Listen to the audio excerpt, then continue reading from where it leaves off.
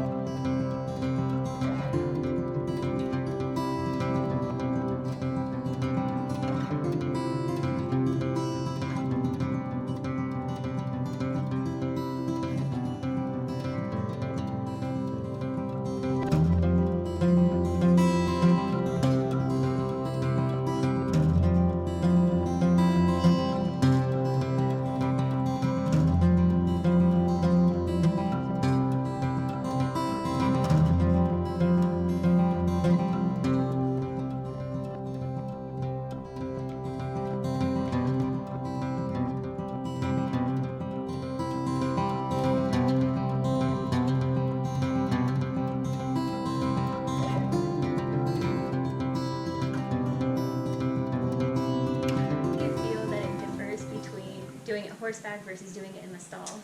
I liked it on horseback just because I felt like since I was on top, I could really use like both of my hands and envision it a little bit easier. I like it in the stall also though because I can kind of show them relaxing. Like this is just different for the horses. So some of the horses would rather just relax and kind of feel what they need to feel. And I really like that for my horse personally anyway. Yeah, Dreamer does really yeah. well in the stall. He likes to chill out and kind of see what you're doing and feel what you're doing and just hang out. So like Jubilee, who I'm sure you'll notice, gets a little cranky and territorial in her own space. So, but she's really great at her job, loves to walk down trail and does it well, but doesn't want you in her stall as much. So it's easier to kind of do that for her on horseback. We got in the stall, she was whipping her tail and yeah, didn't want me to touch her. She can't help it. That's okay. And that's definitely related to the solar plexus chakra and just the natural fire that she has in her. And it's so cool working with animals because I feel like you really, Reiki kind of connects you on that deeper level. And of course, like horseback riding does too, but connecting with Reiki, you really tune into like their personality and like their experiences and that kind of thing. And so it's just really interesting to work with the different horses and learn a deeper side to them, I guess.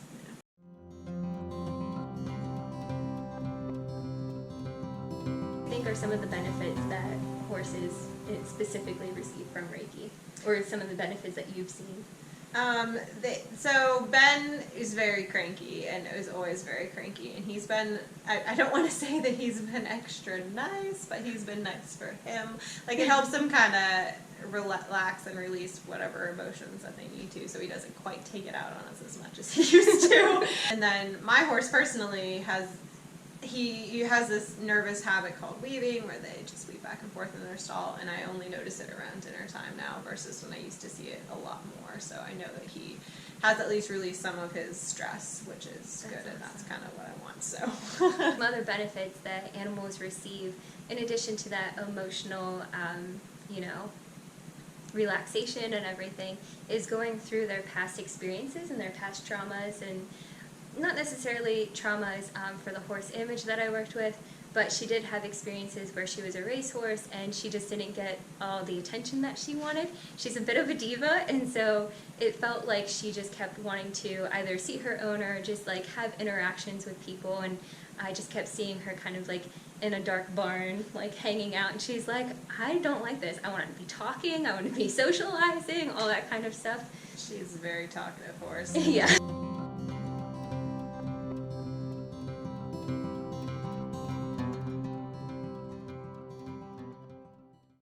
Other benefits that animals receive, like Robin, she had, what issue did she have?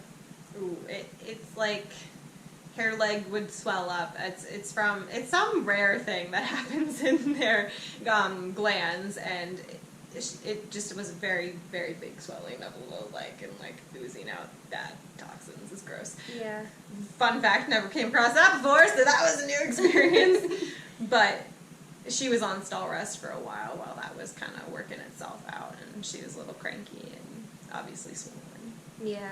And I remember working with her, you guys were getting her treated by the vet and everything through antibiotics, and I think she was on antibiotics for maybe like 5 to 7 days, and I came back up for another session, and I just had this overwhelming feeling like she's not ready to get off the antibiotics, and I think you said the vet put her on another week of them. Yeah.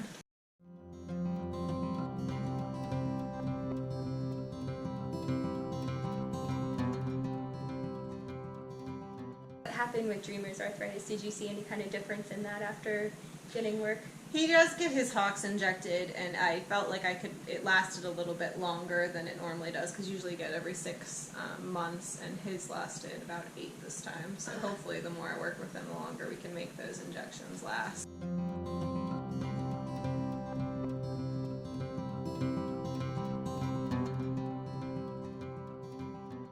So we're with Jubilee, and she's a quarter horse, and her color is called Grula.